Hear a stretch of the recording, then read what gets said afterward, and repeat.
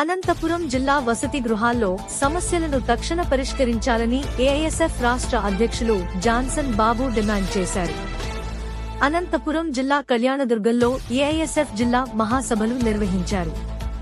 తొలుత కళాశాలల విద్యార్థులు పట్టణంలో ప్రదర్శన, సిపిఐ నియోజకవర్గ కార్యదర్శి గోపాల్ ఆధ్వర్యంలో బహిరంగ సభ నిర్వహించారు.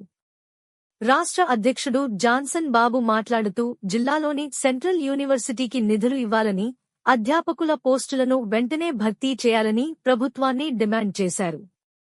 రాష్ట్ర కార్యదర్శి శివారెడ్డి మాట్లాడుతూ కేంద్ర రాష్ట్ర ప్రభుత్వాలు విద్యను పూర్తిగా ప్రైవేటీకరణ, కాషాయీకరణ చేయాలని చూస్తున్నాయని ధ్వజమెత్తారు.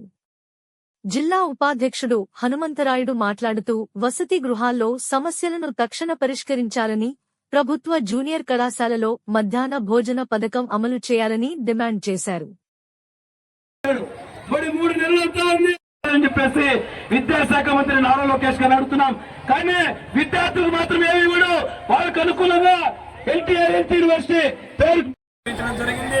సందర్భంగా దేశంలో ముఖ్యంగా నరేంద్ర మోడీ ప్రభుత్వం వచ్చిన తర్వాత విద్యా విధానాన్ని పూర్తిగా ప్రైవేటీకరణ, కార్పొరేటీకరణ, కాషాయీకరణ చేయడానికి ప్రయత్నం చేస్తున్నారు.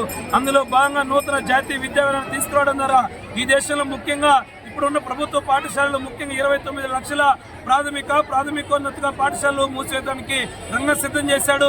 ఇదే కాకుండా రాష్ట్ర దేశంలో ఉన్నటువంటి ప్రభుత్వ విశ్వవిద్యాలయాల గతంలో 2 యూనివర్సిటీలు ప్రభుత్వం ఉంటే ఒకటి డీమ్డ్ యూనివర్సిటీ ఉంది.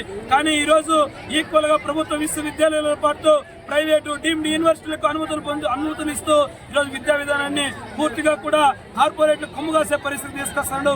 అంతేకాదు మిత్రులారా, ఈరోజు మెడికల్లో మనం చూసాం, నీటికి విద్యార్థులు లక్షలాది రూపాయల ఫీజులు చెల్లించి సంవత్సరాల తరబడి విద్యార్థులు కోచింగ్ తీసుకుంటే ఈ రోజు దేశవ్యాప్తంగా నీటి పరీక్ష ఒకే సెంటర్ లో అక్కడ ఉన్నటువంటి మాస్ కాపీ కలిగిన తర్వాత వాళ్ళందరికీ కూడా ఈరోజు 720 మార్కులు వచ్చి ఈ రోజు పూర్తిగా కూడా మెడికల్ అంతా కూడా ఈ రోజు మాఫియా రంగంగా తయారు చేస్తారు.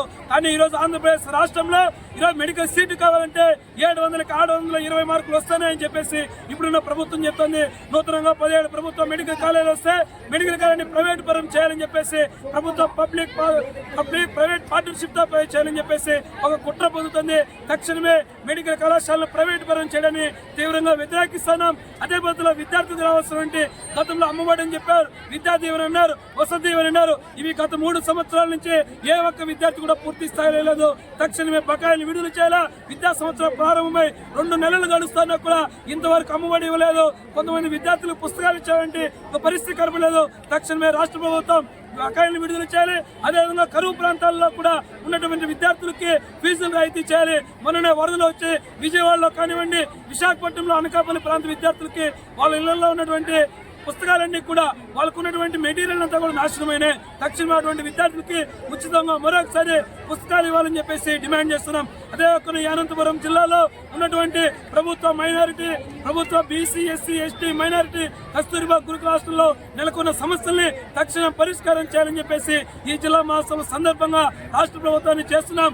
లేని పక్షంలో పెద్ద ఎత్తున ఈ మహాసభలో చర్చించి కేజీ నుంచి పీజీ వరకు నెలకొన్నటువంటి సమస్యల మీద సమరశీల పోరాటాలకి సన్నద్ధం కావడానికి మహాసభలు వేదిక కావాలని చెప్పేసి రాష్ట్ర ప్రభుత్వాన్ని తెలియజేస్తా ఉన్నాం. జాన్సన్ బాబు ఏఐఎస్ఎఫ్ రాష్ట్ర అధ్యక్షులు ఈరోజు కళ్యాణదుర్గంలో మరి ఏఐఎస్ఎఫ్ జిల్లా మహాసభలు ఘనంగా నిర్వహించుకోబోతా ఉన్నాం. అందులో భాగంగానే బహిరంగ సభ కూడా నిర్వహించుకోబోతా ఉన్నాం.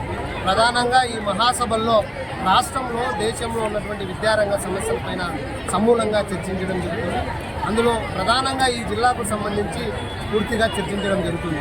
ఎందుకంటే ఈ జిల్లాలో ఉన్నటువంటి ఎస్సీ, ఎస్టీ, బీసీ మైనారిటీ సంక్షేమ హాస్టల్కి సంబంధించి సమస్యల పరిష్కారం, అదేవిధంగా ఈ జిల్లాలో ఉన్నటువంటి సెంట్రల్ యూనివర్సిటీకి నిధులు, అదేవిధంగా ప్రొఫెసర్ పోస్టులు భర్తీ చేయాలని, యూనివర్సిటీలకు సంబంధించి కూడా పీజీల్లో చేరే విద్యార్థులు కరువు అయిపోతూ ఉన్నారు. కాబట్టి పీజీల్లో చేరడానికి, యూనివర్సిటీలో చేరడానికి మరి అభివృద్ధికి నిధులు కేటాయించాలి. ఇంటర్మీడియట్ అదేవిధంగా డిగ్రీకి సంబంధించి కూడా ప్రణాళికలు పెంచాలి. మధ్యాహ్న భోజన పథకాన్ని కూడా అమలు చేయాలి.